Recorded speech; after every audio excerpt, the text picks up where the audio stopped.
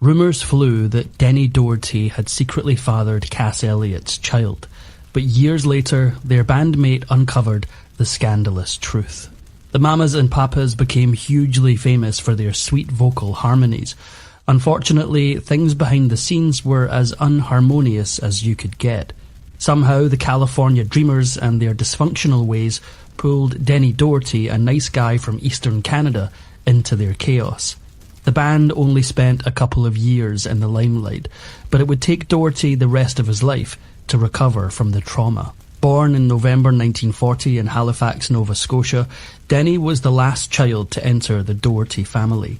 He was just 15 when he started performing with his band, the Hipsters, and started on the road to stardom. 2 years later, the Hipsters split up and Denny started the folk trio, the Colonials.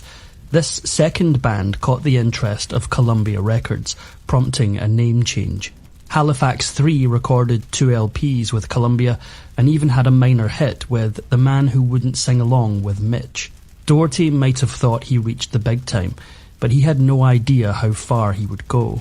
In 1963, the Halifax 3 met up with members of another band with a 3 in its name.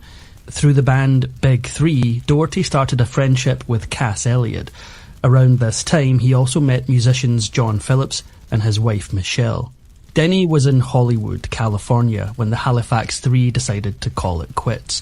One band member, Zal Yanovsky, stayed with Denny, but they were both completely broke. They needed a lifeline. Cass Elliott convinced her manager to let Denny and Zal into her group.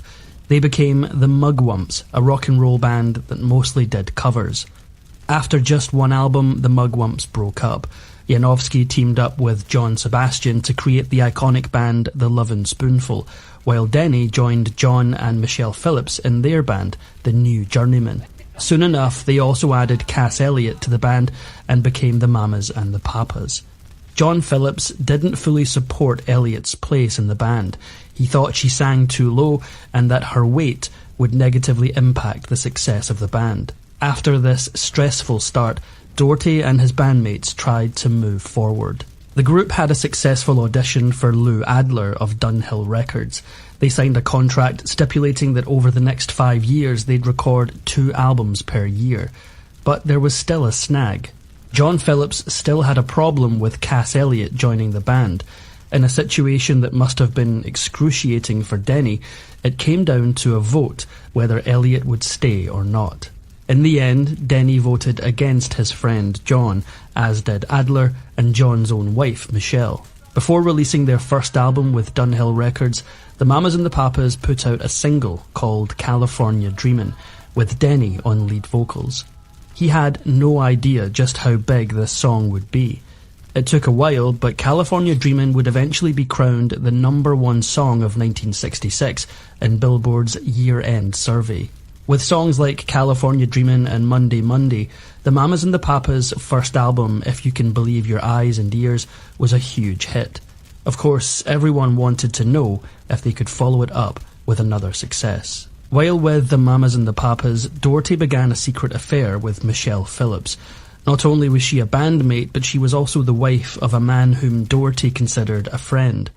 The two managed to carry on this affair behind the backs of both John Phillips and Cass Elliott. But there was a fourth side to this love triangle. Complicating things even further was the fact that Cass Elliott had a thing for Doherty. One day, John Phillips walked into Doherty's bedroom to find his wife, dressed in a nightgown, sitting on Doherty's bed and putting candies in his mouth. A shocked John somehow managed to forgive them and even wrote a song with Doherty about the situation called I Saw Her Again. When Elliott found out about Denny and Michelle, she was angry. She confronted Michelle, telling her, "You could have any man you want. Why would you take mine?" As it turned out, in addition to Doherty, Michelle Phillips also had an affair with Gene Clark, who played with the Byrds.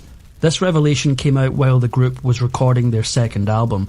Clark didn't get a pass like Doherty did, and John couldn't forgive his wife. To the shock of Doherty and Elliott, John fired Michelle from the band, although she would return within a few months after negative responses from fans. It must have been more than awkward, especially for Denny. He'd had an affair with his bandmate and friend's wife, and now they were working together again. The band dealt with this stress the way that most musicians dealt with stress. During a tour of the East Coast, all 4 members of the Mamas and the Papas were going on stage either high, drunk, or tripping. Sometimes it was all 3 at the same time. Doherty was still in emotional turmoil over his affair with Michelle, while John Phillips and Lou Adler organised the Monterey International Pop Festival. Doherty went to the Virgin Islands to lick his wounds. What he ended up doing was drinking a lot. When he came back to the US, he wasn't in a good place, but had to join the band on stage at the Monterey Pop Festival. This would be one of the band's worst performances. The festival was a big deal with performers like Janis Joplin and Jimi Hendrix. The Mamas and the Papas came across as under-rehearsed, and Doherty's drinking was one of the big reasons why. When they headed to the UK, the problems multiplied. Denny and the band went to the UK in October, and the stress got more intense. John Phillips insulted Elliot, and Elliot, having had enough, walked away from the band.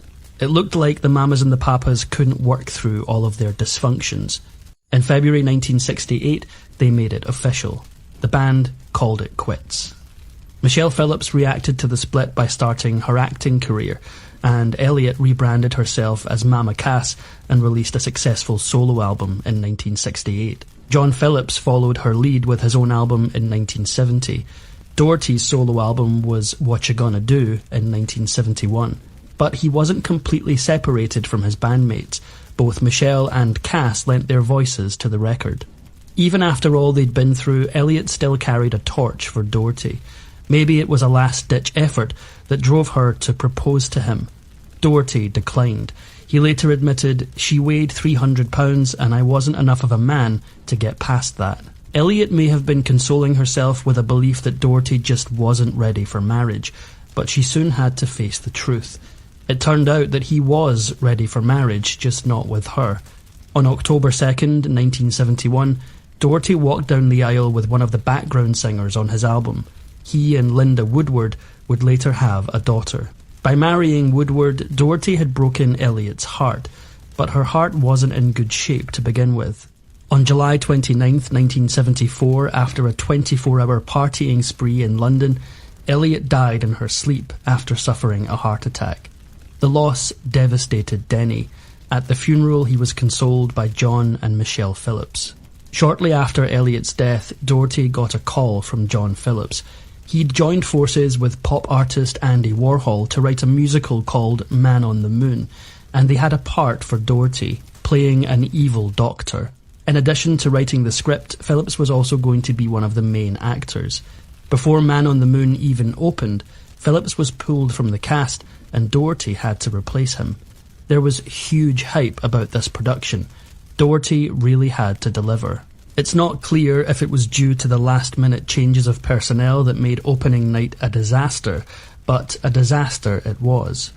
Critics ravaged the performance, and it played for only 2 nights. In 1978, Denny and his wife broke up.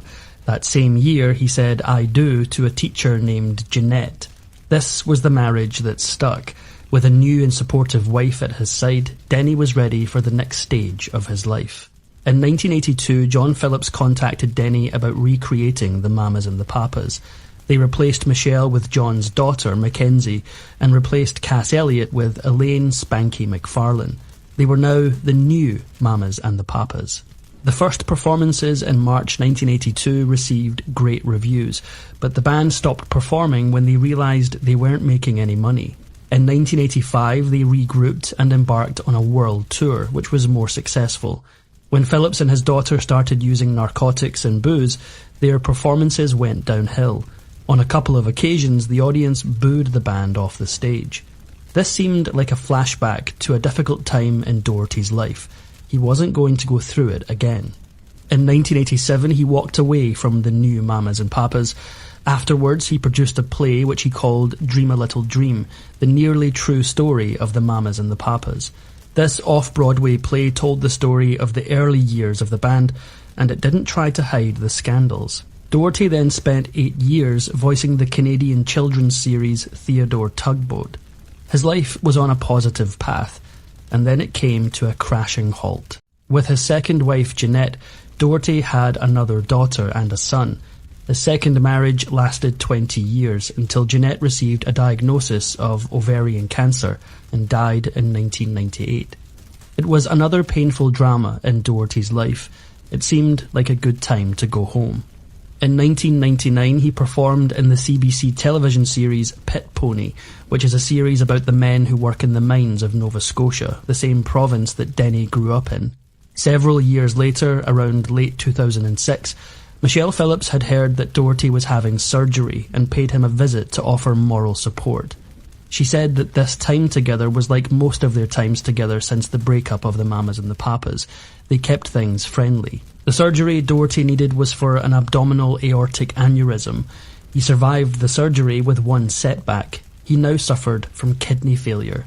But this didn't stop him from working on an iconic Canadian TV series. Trailer Park Boys is a much-loved and internationally famous Canadian mockumentary series. Doherty appeared as an FBI agent in the Season 7 finale. Sadly, he wouldn't live to see it air. On January 19, 2007, he died in his home in Mississauga, Canada. A cause of death wasn't given, but most believe it was a result of the kidney failure he suffered after his surgery. He was laid to rest at the Gates of Heaven Cemetery near his birthplace in Nova Scotia. Michelle Phillips attended both his burial and his funeral. It seemed like now it was time to tell Doherty's surprising and heartbreaking story. In 2010, Paul Ledoux released Here I Am, Denny Doherty and the Mamas and the Papas. This first-person documentary used parts of Doherty's off-Broadway show Dream a Little Dream, along with some newly found recordings. Maybe most importantly, it featured an interview with the Mamas and the Papas' last remaining member, Doherty's ex-girlfriend, Michelle Phillips. Back in 1967, Cass Elliot had given birth to a healthy baby girl, Owen. She refused to reveal the identity of the father, which did little to quell the rumours that Denny Doherty was the man in question. After a decade of investigation, it was Michelle Phillips who solved the mystery. The father of Cass's daughter was guitarist Chuck Day, who played with the Mamas and Papas on tracks like California Dreamin'.